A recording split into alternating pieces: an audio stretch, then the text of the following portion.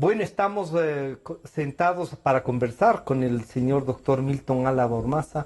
Él es uno de los escritores de este libro, Velasco Ibarra, el caudillo populista. Velasco Ibarra, el caudillo populista, ha sido escrito por Milton Álava Ormaza y Gil Vela. El doctor Vela no nos acompaña ahora, pero está su autor principal, diríamos, el señor doctor Milton Álava. Y antes de iniciar el programa yo decía, bueno, el abogado, el columnista, el profesor universitario, ¿qué ha estado haciendo a más de este libro con el que vamos a comentar? Nos acompaña también el licenciado Wellington Toapanta, colega periodista, que ha hecho un seguimiento a la creación de este libro. Doctor Álava, bienvenido, buenas tardes. Gracias. Coméntenos ahora sí qué ha estado haciendo y cómo llegan a este libro. Bienvenido. Bueno, desde que dejé mi función pública como procurador, como defensor del pueblo, me dediqué a la profesión, al ejercicio de la abogacía, que como yo soy abogado. Y luego de eso, ocasionalmente a escribir en algún periódico, columnas periodísticas de tipo político, como he acostumbrado a lo largo de los últimos 40 años, porque yo comencé escribiendo en Manaví, luego en el diario El Universo de Guayaquil, en algunas revistas y otros periódicos del país. De modo que mi actividad cotidiana, mi actividad permanente ha sido la actividad periodística, aparte del ejercicio profesional, las dos cosas que yo he combinado. Bien, llegan a este libro con el doctor Gil Vela, pensando no solo en plantearnos una idea de un Velasco Ibarra, de un caudillo, en momentos en los que algunos sostienen que también hemos vivido con un caudillo estos 10 años, podemos hacer una comparación de los dos. Claro, la inquietud, la curiosidad, la comparación surge automáticamente entre la época de Velasco y la que acabamos de vivir. Pero el populismo velasquista fue un populismo equivalente al peronismo, al varguismo, al de Paz Extensor en Bolivia, un populismo que tenía por objeto derribar lo que se llamaba entonces el Estado oligárquico liberal, un Estado que se asentaba sobre el gobierno de la minoría burguesa, minoría hacendaria en todo caso, y de lo que se trataba, por ejemplo, en el caso del Ecuador, era de establecer la plena libertad de sufragio, la participación popular en la acción política, y ese fue el punto de partida de la lucha del doctor Velasco Ibarra aquí. No se olvide que la intervención política de él, la directa, la más importante, comenzó con la Revolución de Mayo, precisamente para echar al traste con el gobierno de Arroyo del Río, ¿no? Y esa es su primera presidencia, digamos. Esa es la ¿no? segunda. La segunda. La primera Pero presidencia. La primera llega después de ser desde diputado. Francia. La primera la primera presidencia se deriva de la elección de él como diputado. Claro. Después de darle la batalla a Martínez Mera, derribarlo, porque lo acusaba precisamente como producto del fraude, el doctor Velasco Ibarra es promovido a candidato presidencial por una conjunción de fuerzas políticas que no eran precisamente partidistas, ¿no? Porque el Partido Conservador, el Partido Liberal, el Partido Socialista, por su cuenta lanzaron sus propios candidatos. El doctor Velasco Ibarra se lanzó solo a la lid política y salió elegido para sorpresa de todo el mundo, ¿no? Y desde ahí comenzó su carrera política, ¿no? Y quisiera, Wellington, pedirte el día de ayer, cuando conversamos sobre el tema del libro, tú decías, mira, aquí podemos encontrar algunas, y en realidad, ya revisándole rápidamente al libro, uno dice, se encuentra Sucre, Simón Bolívar, se encuentra la relación con los otros presidentes, pero siempre tomando en cuenta al Velasco. ¿Qué parte descubres tú en la parte esta ya de la construcción de la nacionalidad nuestra en este libro? Bienvenido, buenas tardes. Buenas tardes. Gracias, Pancho. Mira, Velasco Ibarra, caudillo y populista, es una suerte de enciclopedia, es un manual político. Creo sinceramente que no debe existir un político ecuatoriano, incluso del exterior, de otros países, Que siga la que política no nuestra y que deban no lea leer esto. este libro. ¿Por qué? Porque realmente te sustantiva conceptos y principios Ya. no teóricos, sino de lo que se ha vivido en toda la historia y en los últimos, hablemos así claramente, en la historia republicana del país. Ya. Cuando tú dices, por ejemplo, que se examina desde el mariscal Antonio José de Sucre, allí, por ejemplo, nosotros vamos a encontrar lo que es realmente la ética del poder. ¿Cómo se va construyendo ese Tres concepto, palabras no? que parecerían que son un enigma en estos momentos, pero conjugar la ética del ejercicio del poder, que ahora se cuestiona muchísimo y con mucha fuerza aquí en el Ecuador. Este libro te ayuda a observar y a desarrollar cómo mismo se ejerce la ética del poder. Cuando uno se abre Velasco Ibarra, caudillo y populista, uno, si bien comienza a leer la historia del Ecuador, cuando uno comienza a leer la historia de América Latina, uno automáticamente la mente lo lleva al momento presente, lo lleva a recordar los últimos 10 años Para para relacionar y qué es lo que dice, cómo diablos fue, qué es lo que ocurrió para que se haya sacudido tanto la conciencia nacional con todos los resultados judiciales que ahora tenemos. Y ahora, y ahí me paso donde el doctor Álava. Entonces, doctor, esta visión de un poco recuperar la historia ¿será para no cometer los mismos errores? ¿Será para aprender de lo pasado? Y cuando usted dice, y le pone, claro, nada menos que a Velasco Ibarra, caudillo populista, dos temas que son caudillo y populismo al mismo tiempo, ¿no? Bueno, ¿El Ecuador es eso en general, doctor? Claro, el caudillismo es típico propio de la época de la independencia y de comienzos de la República.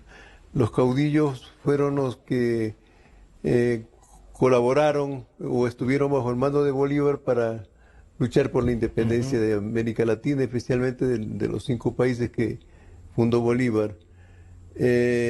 Terminada la etapa caudillista de estos hombres fuertes, militares, todos ellos, la mayoría por lo menos, entramos en una nueva etapa política, que es la del populismo, que surge, como le manifestaba originalmente, surge en Argentina, surge en Brasil, en Bolivia, porque los pueblos ya estaban cansados de un tipo de gobierno, de un tipo de Estado, el tipo de Estado oligárquico que se llamaba entonces, y el objetivo de estos caudillos populistas es desbaratar todo este andamiaje político que existía y que solamente estaba al servicio de una determinada élite, básicamente de la burguesía capitalista y de los hacendados que todavía quedaban de la época de la colonia.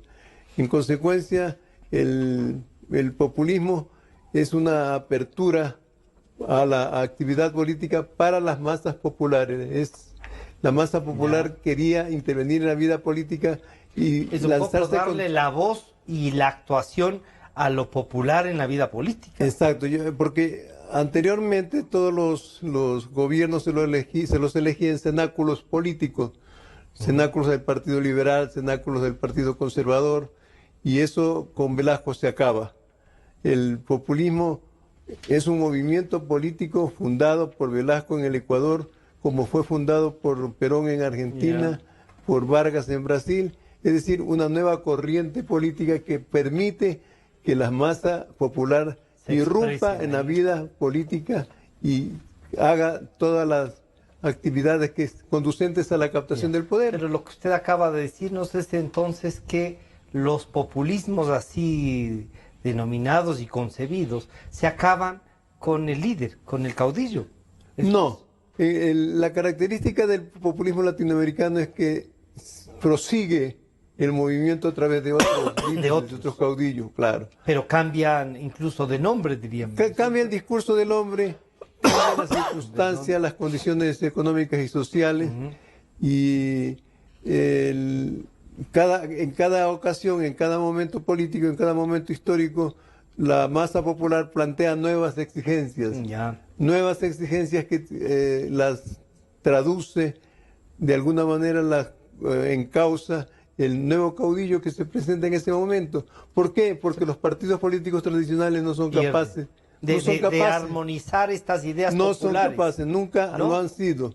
Por eso es que resulta una falacia combatir al populismo sin combatir a estos partidos arcaicos que no pueden, que no han sido capaces de interpretar la voluntad popular. Exactamente. Doctor Álava, usted también trata el tema al ver nuestros, digamos, libertadores como un tema bolivariano. Sí. Y el discurso populista de inicios de este siglo ha sido bolivariano. Y se vuelve, los países del ALBA y los bolivarianos recogen en parte este espíritu permanente del pueblo, de la masa, de buscar en sí unos símbolos, y estos símbolos los van enarbolando. Yo creo que originalmente en Venezuela, que fue donde se enarboló la causa bolivariana, sí Chávez tradujo una, podríamos decir, una corriente popular que estaba cansada ya del gobierno, de los ADECO, del gobierno de la democracia cristiana y de la socialdemocracia. Y de la socialdemocracia, estaba cansado, y por eso es que a Chávez le resulta el ascenso al poder en virtud de un golpe de Estado. Después de este golpe de Estado pasa un tiempo y es elegido aclamadoramente por el pueblo venezolano como presidente de Venezuela. Entonces, significa eso que el populismo en este momento en Venezuela era la opción política que la gente, que el país, que la República Venezolana reclamaba como una nueva opción política. Pero aquí usted nos habla de Perón y cómo constituye el movimiento peronista, el justicialismo, y cómo está vivo. Está vivo en 2 o 3 grupos políticos que han tomado, digamos, ese discurso, y la propia señora Kirchner. Es el único caso en América Latina donde el populismo de una misma bandera, del mismo signo, ha perdurado tanto tiempo. Pero han habido relevos, digamos así, relevos de liderazgos políticos, unos tras otros, Menem, luego Kirchner, luego la esposa, y entonces el peronismo ha supervivido más como fachada que como realidad política, ¿no? Por eso no se llama peronismo propiamente en Argentina, sino justicialismo. Claro. Entonces, esta causa justicialista o peronista realmente, a mi criterio, está en total decadencia, desbandada. ¿Usted cree que no va más? Yo creo que no da más, porque ha surgido un nuevo líder político en Argentina, que tiene un poco de populista también, Macri, ¿no? Un poco de populista. Tiene unas ideas liberales más duras, pero también es un poco populista, porque yo diría que en América Latina el líder político que no es populista no puede triunfar en una elección. No triunfa. Estamos, Wellington, destinados, por lo que nos dice el doctor Milton Álava, un poco a convivir con los populismos. ¿Se podrá? ¿Qué descubres más de Velasco en el libro? Mira, cuando uno se habla del populismo como una sustancia para arribar al poder, es una realidad. ¿Por qué? Como dice el doctor... Sí, el doctor Álava subraya, pero con mucha claridad, el tema. Es una cosa necesaria, dice. Necesaria. Y el doctor Velasco Ibarra, cuando uno se abre el libro Velasco Ibarra, Caudillo Populista, uno va a encontrar detalles como estos, por ejemplo. En los análisis, en los estudios que el doctor Velasco Ibarra ha realizado desde los años 30, porque comienza a escribir libros desde su origen político, propiamente dicho, tiene una serie de documentos en donde establece, por ejemplo, lo siguiente, que no existe una persona que pueda llegar al poder si no enfervoriza a la población, al electorado. Ahí es donde el Y doctor cuando Álava hablamos nos de diría, enfervorización, sí, claro, estamos hablando de populismo. de popularizar el tema. Además, Claro. Velasco pues estableció una escuela para la captación del poder, una oratoria determinada, una actitud frente a la vida, un comportamiento frente al poder económico. Era una concepción pluriclasista, el movimiento político que siempre formaba Velasco para llegar al poder. Velasco por eso, a diferencia de estos populismos bolivarianos, socialistas que hay ahora, Velasco decía que para él lo importante era que hacia el velasquismo confluyeran todas las corrientes políticas posibles y que nada de extraño tenía que hubiera velasquistas socialistas, velasquistas comunistas, velasquistas conservadores, velasquistas liberales. Es decir, no había discriminación respecto a las personas que podían llegar al movimiento para acceder al poder con él. Claro, pero muchos han hecho eso también, ¿no? Pero en estos 10 años uno diría, hemos visto pasar a gente de todas las tendencias políticas en los ministerios. Mira, la referencia histórica que indica el doctor Álava es puntual. En el libro, ¿qué es lo que se establece? Uno se repasa desde la primera presidencia de Velasco Ibarra y en todos sus gobiernos vas a encontrar la presencia, como parte del equipo de gobierno, personalidades de diferentes tendencias políticas. ¿Sí? Quizá ese era un éxito de Velasco. Mira, por ejemplo, recordaría un detalle muy importante. En la Casa de la Cultura Ecuatoriana, ¿cierto? Allí hay una sola fotografía. Y es de Velasco Ibarra con Manuel Benjamín Carrión, que están ahí frente a la entrada a la Secretaría General. Es básicamente la fotografía, porque además, la puede ir a ver. Es un detalle. Entonces, ¿se podríamos hablar de que Benjamín Carrión fue velasquista? Estuvo vinculado. ¿En qué parte estuvo vinculado? Si precisamente a la raíz de la fundación de la Casa de la Cultura. Bueno, Velasco le da la apertura para hacer la Casa de la Cultura. Claro, porque lo que se trataba era precisamente darle un nuevo giro a un instituto de cultura que había fundado Arroyo del Río y que Velasco y Benjamín Carrión, el doctor Alfredo Vera Rata, querían darle una nueva orientación a tono con el momento de la Revolución Gloriosa de Mayo, es decir, más izquierdizante, más socializante. Un sentido de ideológico. Con mayor sentido ideológico. Y por eso es que el doctor Velasco Ibarra entrega la conducción de la Casa de la Cultura al doctor Benjamín Carrión. Dicen que el cerebro de este cambio fue el doctor Alfredo Vera Rata, que era pues un connotado miembro de una familia velasquista y socialista. Y socialista, claro. De los velasquistas socialistas. De los velasquistas socialismo.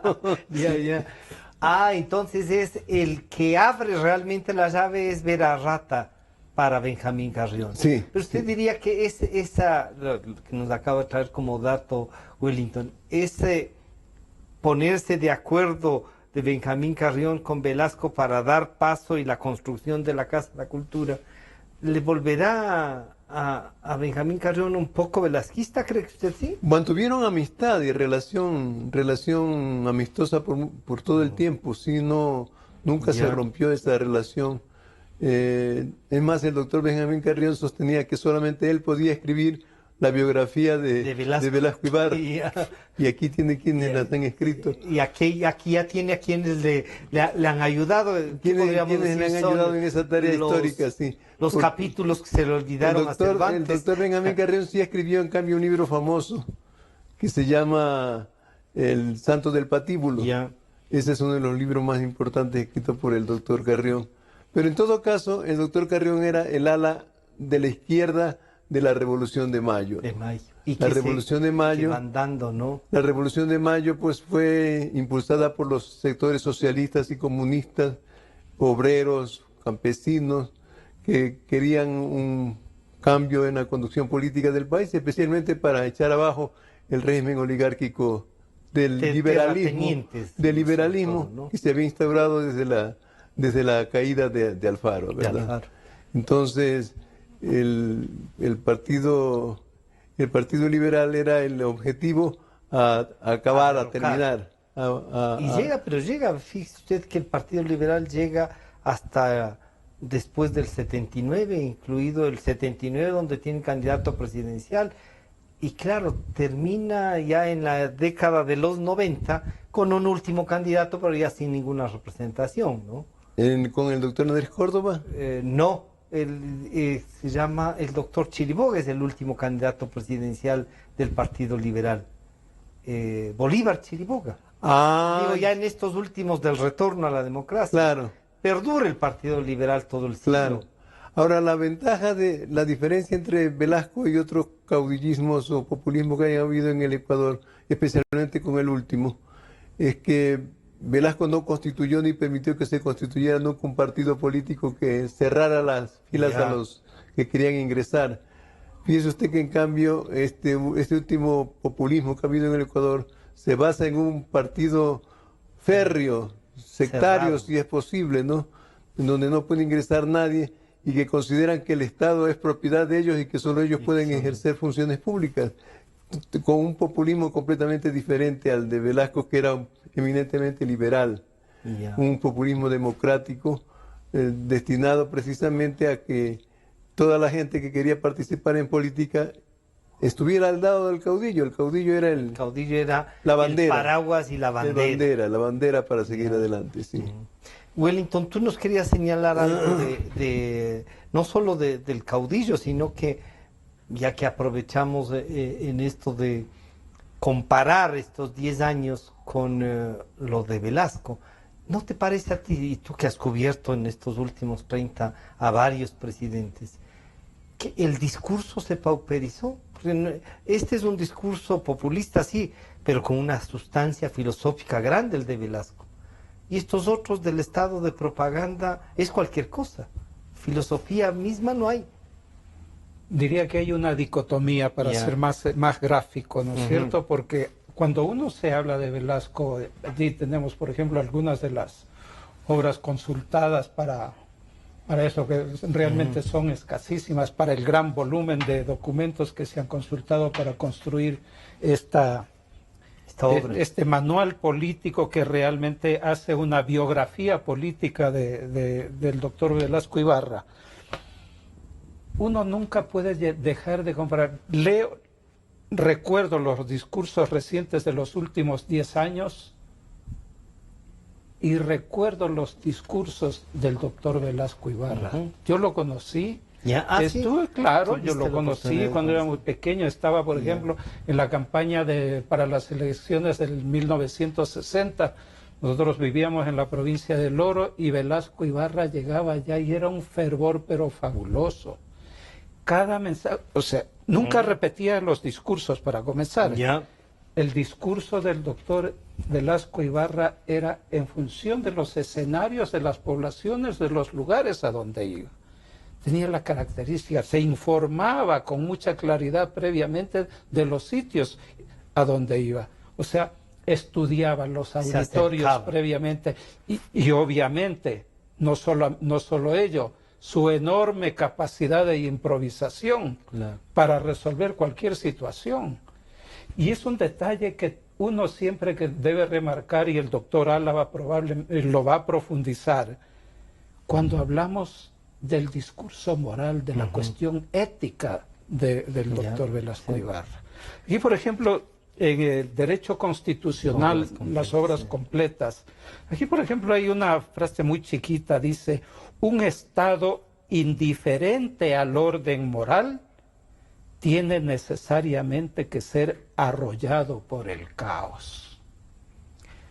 Bueno, nos retrotraemos acá a este momento. Y momento le preguntemos al doctor Milton Álava, entonces, ¿estamos ya en el caos?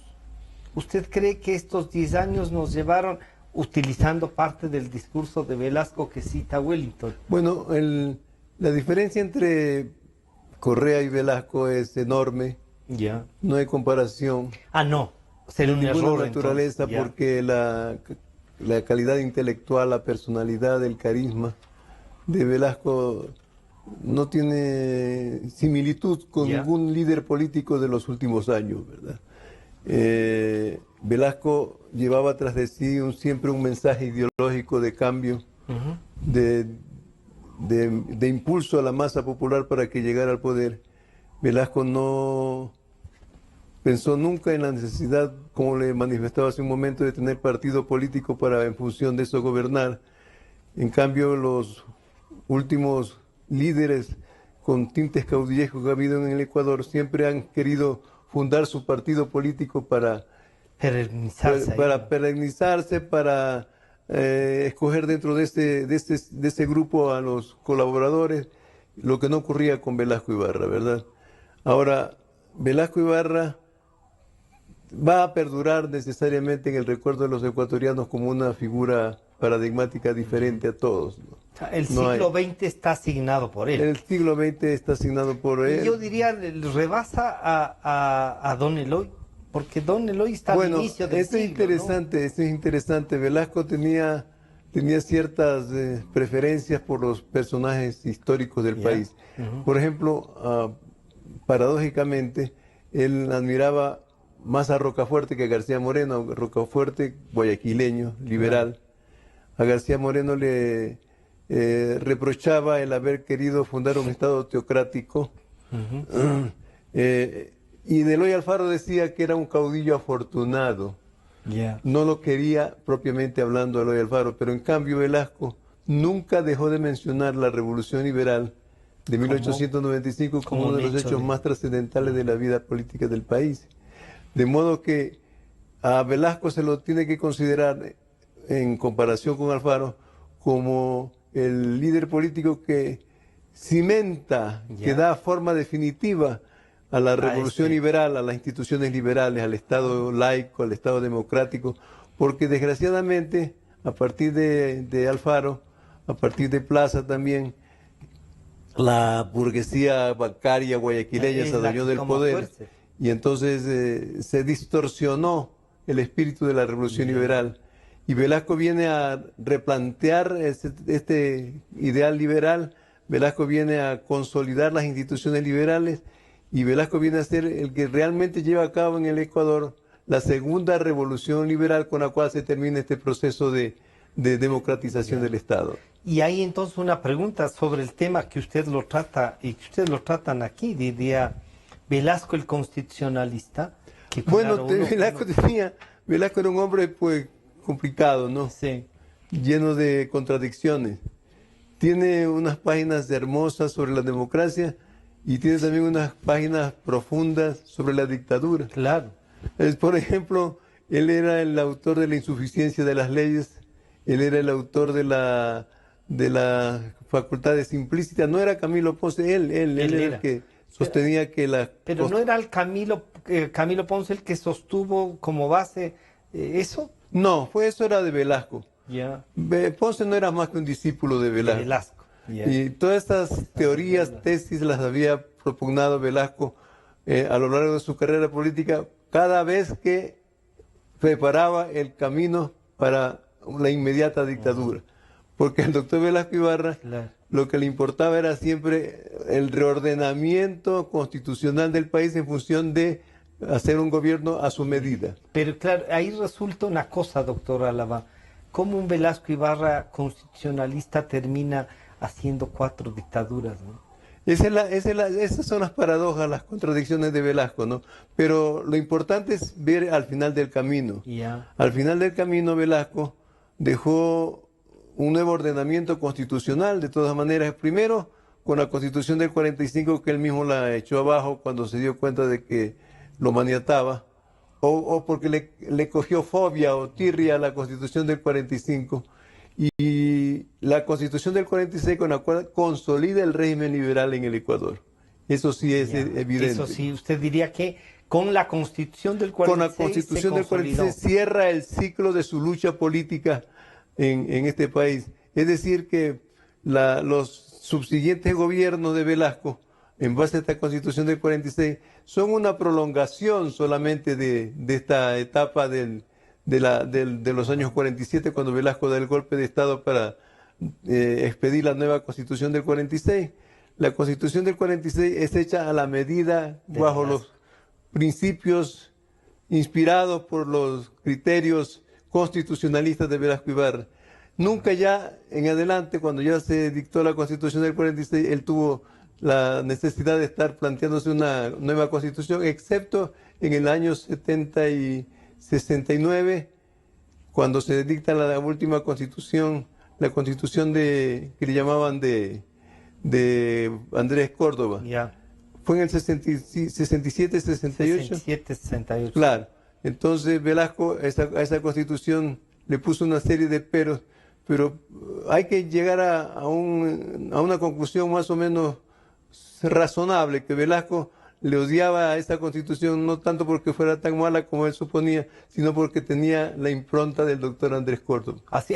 Exactamente. Y eso era lo difícil. Pero hay una cosa, doctor Álava. El Ecuador tuvo, a finales del siglo, y en el retorno a la democracia, votamos por el proyecto de nueva Constitución, que fue la que ganó, pero por la del 45 reformada. 46 reformada. No, la nueva. 46 reformada. Y precisamente por eso fue un desastre.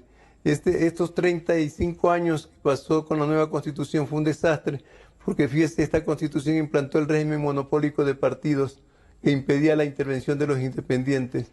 Esta Constitución estableció la no reelección presidencial y de todos los cargos públicos a rajatabla, de modo que era imposible que los dirigentes políticos se pudieran reelegir. Y los mismos que propugnaron este tipo de Constitución, como Hurtado, Borja y otros nuevos líderes políticos, se vieron con el tiempo obligados a cambiar de criterio y a modificar las reglas de la Constitución del 78. De modo que la Constitución del 78 pudo democratizar algo la vida del Estado, pero en cuanto al régimen de partidos monopólicos, pero eso generó fue una calamidad. ¿Generó una visión democrática distinta, diría usted? Yo diría que es relativo, porque imagínese usted, uno de los objetivos de la Constitución del 78 era impedir que el populismo siguiera tomando cuerpo. Y eso no fue verdad. Eso no fue verdad porque tan pronto la Constitución entró en vigencia, se impuso un gobierno populista en el Ecuador. ¿Cuál fue ese gobierno populista? Que usted diría que fue la concentración de fuerzas populares. Gobierno populista, típicamente populista. Termina el gobierno roto ahí sí, pero se rompe con el caudillo que sería Don Buca, según esto. Claro, pero Don Buca de todas maneras es el que elige el gobierno, ¿no? Y si no se muere Jaime Roldós, posiblemente Jaime Roldós hubiera continuado su carrera y hubiera sido un nuevo dirigente populista importante en el país. Tanto es así que cuando ya muere Roldós pasa el gobierno de Osvaldo Hurtado, de Borja, de Febres Cordero, Borja, el sobrino de Bucarán en la práctica, ¿verdad? Abdalá implanta otro gobierno de tipo populista, de modo que el populismo no cede, el populismo está allí siempre arraigado. Wellington, estamos destinados a manejar entonces lo del populismo, pero ¿cómo le damos una forma, qué diríamos? ¿Cómo racionalizamos esto? Porque algunos dirán, oiga, pero más racional que llevar adelante el pensamiento popular, ¿qué más? Es por la estructura de la sociedad.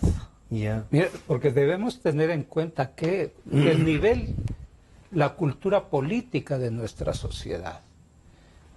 Si en los últimos 10 años, por ejemplo, nosotros hemos asistido a un desbaratamiento, vale la palabra, del sistema educativo, en donde de pronto en las escuelas y colegios tenías que aprender solo la historia política del Ecuador, de los presentes, y borraron todo lo anterior. El Ecuador no había existido antes de que ellos llegaran. Tú lo has dicho, y ese fue el pensamiento dominante de los, digamos, de las opiniones que no comulgaban con el gobierno que cesó. ¿Y qué es lo que ocurre? Velasco Ibarra nuevamente nos dice, hablando del tema, la sociedad que para muchos sociólogos es un fin, según Bergson, no es más que el medio de que se vale la naturaleza para formar al hombre. así como el corazón no es más que un medio para que circule la sangre y el animal viva. ¿Qué es lo que estamos diciendo con esto? Estamos corroborando. Mi querido doctor, el populismo en vez de decrecer, ahora se ha convertido en un fenómeno universal. Ya. ¿Es eso? Y bueno, en toda Europa... Lo de Trump es una demostración. Es demostración clarísima. En Europa, en ¿verdad? varios de los... En Europa el populismo cada día crece más y más. En todos los países donde hay inconformidad, descontento con las estructuras políticas partidistas vigentes, surgen movimientos populistas. Y además el populismo formalmente se originó a raíz de la Primera Guerra Mundial con Mussolini, con Hitler. Ellos fueron realmente los creadores de los primeros movimientos populistas del mundo. Ahí permítame entonces decir, los populismos pueden derivar en fascismos, en dictaduras. Yo creo que esa etapa del populismo fascista ya pasó, ¿verdad? Porque ese populismo era corporativista, en base a las organizaciones de base que existían en la sociedad. El populismo hitleriano, nazifascista, era un populismo vertical de tipo casi militar, ¿verdad? Esos populismos tuvieron influencia en América Latina, especialmente en Argentina, ¿verdad? Y poco a poco el populismo se fue arraigando en Argentina hasta que llegó el momento en que se convirtió ya en una modalidad política permanente de nuestro continente, ya es una forma de actividad política. Pretender quitarle al populismo es una tarea inútil, porque todos plantean una cierta estrategia o táctica populista para llegar al poder. Si no lo hacen, no pueden. No se llega. Están condenados al fracaso. ¿Y la democracia cómo puede vivir con el populismo, doctor? La democracia son episódicos gobiernos los que ocurren en nuestro continente.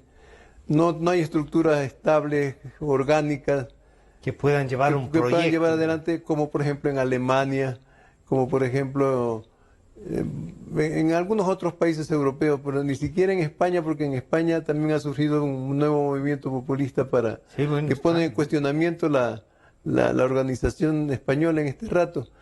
Yo creo que el sistema democrático de partidos políticos orgánicos, a base de cuadros, a base de una militancia organizada, y de ideas. Yo creo que eso es una aspiración a alcanzar y nada más, ¿no? Mientras tanto, los pueblos necesitan gobernarse, necesitan elegir nuevos gobiernos, y a quienes menos eligen son a esos tales partidos pseudodemocráticos. Ya. ¿Y usted diría entonces que el camino de buscar hacer orgánico, estructural la política, es solo una aspiración, no es ¿se podrá conseguir de alguna Sobre manera? todo es una aspiración, y además una aspiración fallida como ocurrió con la democracia popular y la democracia cristiana, y la democracia, la socialdemocracia, se copiaron moldes o esquemas europeos. Entonces esos esquemas no cuadraban, no calzaban con la manera de ser de los latinoamericanos. Tenemos que reinventarnos para las realidades nuestras. Creo que tenemos que comenzar a organizar los nuevos partidos políticos de América Latina teniendo en cuenta siempre el sustrato populista de la actividad política. No hay otra alternativa. Wellington, aquí en el libro se habla de lo hereditario, y uno dice, claro, recorramos el siglo pasado y vemos las familias que han estado, ¿no? Pero tanto en el Estado populista como en los otros, en el liberal, es del mismo grupo. Y algunos dicen, son los mismos, pero con otro calzado. Y el Tito Gutiérrez diría es la cholería enzapatada, el populismo, que llega también, pero que está en todos los partidos, ¿sí? La política en el Ecuador, como bien mencionaba el doctor Álava en estos momentos, hace unos instantes, es que vemos que la política se enrumba a través de estructuras sociales definidas. Hay un poder económico y ese poder económico desarrolla a ciertos miembros de sus grupos para que sean sus representantes políticos. Y eso es permanente. Tú, por ejemplo, que igualmente has asistido a una cantidad de eventos, coberturas ahí en el Palacio Legislativo, Congreso Nacional, Cámara Nacional de Representantes, hoy Asamblea Nacional, vemos como una serie de apellidos se mantienen. Y se vuelven. Pero lo raro, bueno, no lo raro, digamos, vuelven en diferentes estamentos. De acuerdo. Y a defender las mismas causas en algunos casos. Es que ese es el sentido de pertenencia. Por eso es lo que citábamos, lo del doctor Velasco Ibarra, que es la sociedad. Y reafirmo el tema. Cuando nosotros advertimos el populismo, ¿por qué? Como el doctor dice, al fin... Creo que nos vamos a quedar, siempre se basará en el populismo. O sea, hay que echar mano el grado de formación política de nuestras sociedades. Porque nos recuerda que en Europa también está esto. De acuerdo, pero es el grado...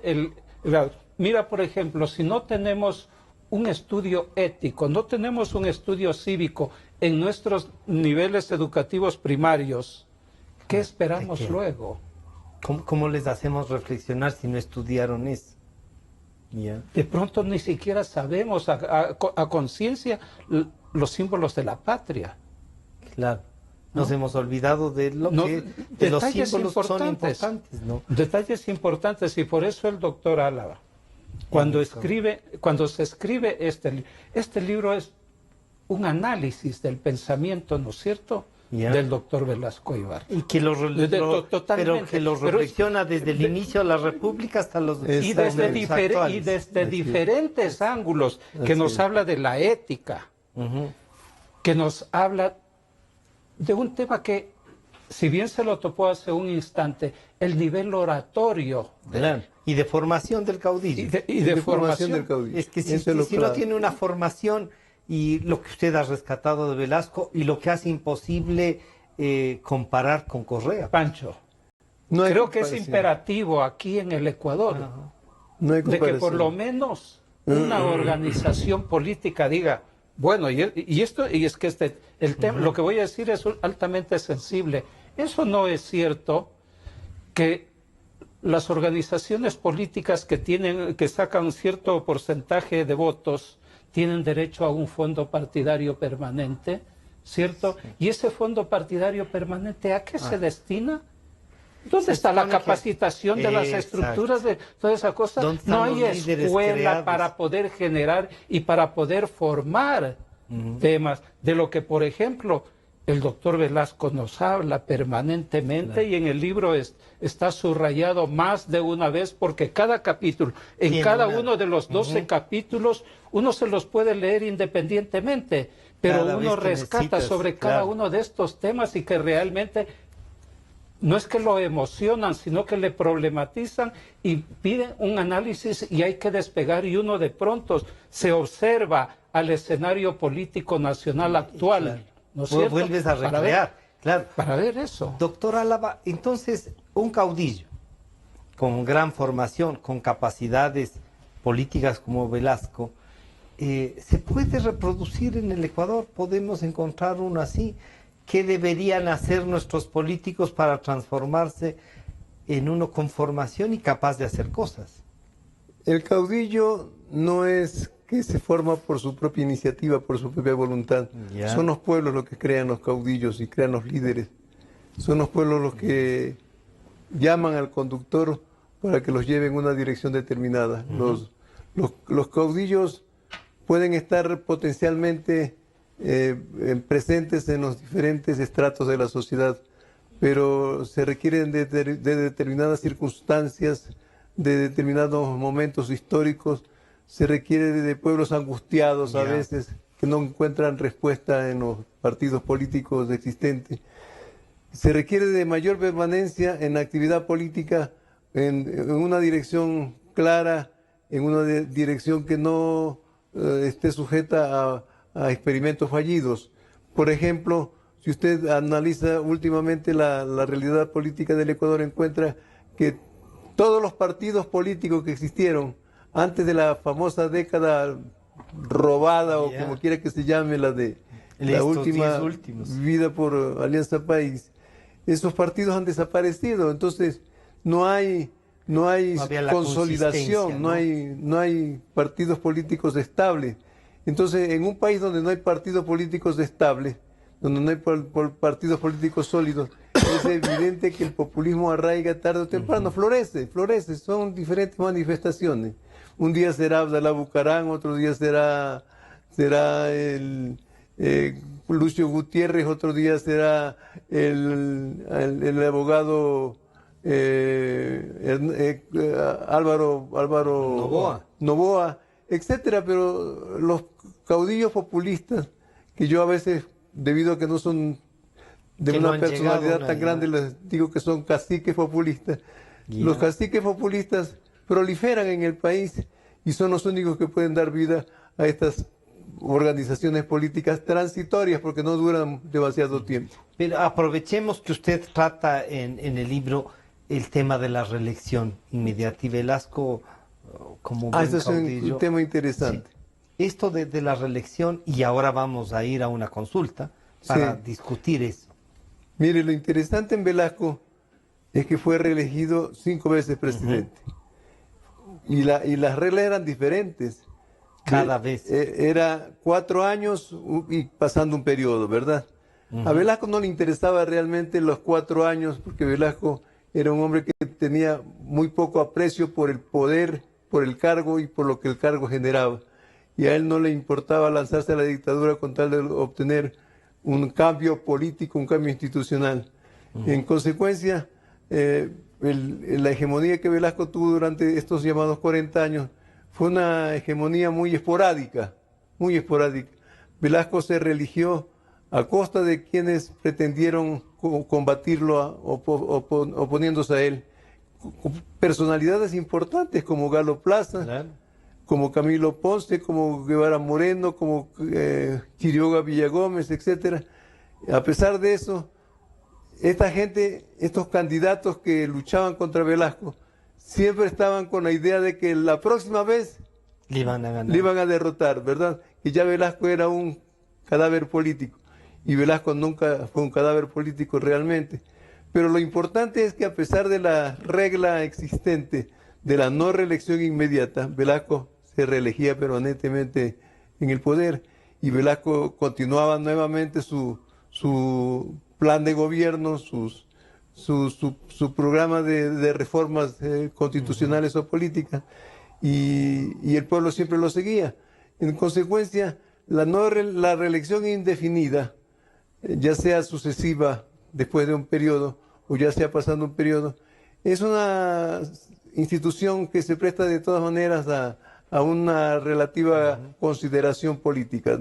Pero usted diría que hay un peligro en apropiarse del poder las reelecciones indefinidas. En el Ecuador sí, sí, porque simplemente las estructuras electorales funcionan así. Sí, así funcionan. El presidente de la República, sus ministros tienden a utilizar los instrumentos, recursos, medios del poder para reelegirse. Están pensando en la subsiguiente elección. Permanecer y no en permanecer. Entonces no parece que funciona lo suficiente, y ya quedó demostrado en el caso de Correa. Ahora, habría que ver si esta reelección sucesiva puede funcionar, por ejemplo, teóricamente en el caso de Moreno, suponiendo que después de estos 4 años él intente Pero si es que la elimina ahora. Bueno, si se la elimina ahora, ya queda el camino despejado, ¿verdad? Es la alternabilidad que usted también topa en esto, la alternabilidad democrática. Yo creo que aún así esa alternabilidad habrá que volverla a la tradición ecuatoriana. La tradición ecuatoriana era un periodo completo, un periodo de vacancia, ¿verdad? Yeah. Que era alternar después de un alternar el poder, dejar que realmente nuevos candidatos, nuevos partidos accedieran al poder. Pero tal como está establecido en la Constitución de Montecristi, como se lo va a restablecer, quiere decir que el presidente puede intentar una segunda reelección, lo cual genera los problemas que ya todos sabemos, es decir, que el presidente de la República no piensa realmente en el futuro del país, sino en la reelección. Y eso es vicioso, eso no lo va a soportar a la larga el país, ¿no? Wellington, estamos terminando y antes de hacerle una última pregunta al doctor Milton Álava, te quería preguntar a ti, esta consulta, vista desde de esto que tú ya has revisado el libro, ¿quiere consolidar un poder? ¿Quiere romper la posibilidad de tener un nuevo caudillo en el país? ¿Te parecería? No lo creo. ¿O definitivamente no hay la posibilidad de un caudillo ahí? No, no lo creo. O sea, el momento político que vive el Ecuador para mí es un tema muy claro. Lo que estamos viviendo demuestra el poder del poder. Yeah. Me explico. Tenemos un presidente y toda la estructura, el aparataje estatal, gubernamental. Hablo de estatal cuando hablo de las funciones del Estado, ¿no? Y gubernamental. Esa estructura es heredada, ¿no es cierto? Que se mantiene, pero han modificado sus criterios en torno a la obediencia que tuvieron 10 años atrás y ahora obedecen al nuevo presidente. O sea, ese que solamente es un cambio de... ¿No? O sea, mire, eso es un detalle. Si no, ¿cómo explicamos, por ejemplo, la resolución del Consejo Nacional Electoral en torno a la pugna interna de Alianza País? Claro. ¿Cómo nos explicamos? ¿Cómo te explicas que el procurador haga una la actuación del mismo fiscal que era un asesor del presidente de ese nivel? Entonces, hay muchas de las cosas que veo que realmente estamos jugando. Cambiar para que no cambie. Digamos, sí, hacer eso, ¿no? Sí, así es. Doctor Álava, gracias por acompañarnos, pero yo no quisiera sino dejar de preguntar, ¿y usted fue velasquista alguna vez? Yo no tuve tiempo de serlo. No. Porque yo estaba todavía en el colegio. Ya. Y llegué a la universidad cuando ya Velasco terminaba prácticamente su siglo político. Pero fui velasquista desde el punto de vista emocional, porque generalmente a los grandes caudillos son las nuevas generaciones los que los fortalecen, los que los hacen crecer con su adhesión, con su militancia política. Los caudillos, como le decía usted hace un rato, no se forman por su propia voluntad, se forman porque los cuerpos sociales, los pueblos, los empujan en esa dirección. ¿Usted diría que de Velasco aprendemos qué con la obra que nos entrega Milton Álava Ormaza y Gil Vela? ¿Qué debemos aprender y qué no podemos olvidarnos de Lo que Velasco? tenemos que aprender en primer término es que el pueblo es la razón de ser de todos los estados, de todos los países. Si no se gobierna en función del pueblo, se gobierna a la larga de manera fallida. No hay un gobierno que pueda proyectarse al futuro. Otra cosa que tenemos que aprender de Velasco es su gran austeridad moral, su pobreza congénita, su menosprecio de los bienes materiales. Tenemos que aprender de Velasco que por encima de todas las cosas, el rato que salía del poder, él se iba al exterior, al exilio perpetuo, como dice un novelista nuevo, actual, ¿cómo se llama el novelista? ¿Cuál de ellos? ¿Uno nacional? Sí, el último que escribió una novela. Vallejo, Raúl Vallejo, El exiliado perpetuo. Velasco marchaba al exilio y en el exilio se dedicaba a trabajar como cualquier persona y duramente, reciamente, ¿verdad? Nunca usufructó de los dineros públicos, a lo mejor usufructaron a costa de él, pero él personalmente siempre fue modelo, paradigma de pobreza, de austeridad. ¿Y no estaremos ahora con un exiliado perpetuo, uno nuevo? Está muy distante de serlo. Está muy distante de serlo. El señor tendría que volver a nacer para ser como Velasco, es decir, con una mentalidad de un hombre pobre que se forma a sí mismo, que lucha por sobrevivir, que no está pensando en revanchas personales, que abre los cauces para que todos los sectores populares puedan gobernar, que es ajeno al sectarismo, etcétera, etcétera. De modo que no hay comparación de ninguna clase. ¿Cuándo presentan el libro, doctor? El próximo mes, las primeras semanas estará ya está ya, de hecho, ya comenzando a llegar a la librería, pero la presentación formal la haremos en las 2 primeras semanas del mes de diciembre. ¿Lo van a hacer aquí en Quito? Aquí en Quito, naturalmente, y tal vez en Guayaquil. Ya. Bueno, quiero agradecerles, se nos fue el tiempo, ya ve que revisar un poco de la historia y de la política se acaba de inmediato. Agradecer al doctor Milton Álava Ormaza con su libro, escrito con Gil Vela también, Velasco Ibarra, caudillo populista, que estará a disposición el próximo mes. Wellington, gracias por acompañarnos y por promover. Gracias, doctor Álava. Muy amable, por estar doctor. aquí. Nos estamos encontrando el día lunes. Este programa estará a disposición de ustedes a partir de las 3 de la tarde nuevamente y estaremos repartiendo también por nuestras redes. Muchas gracias.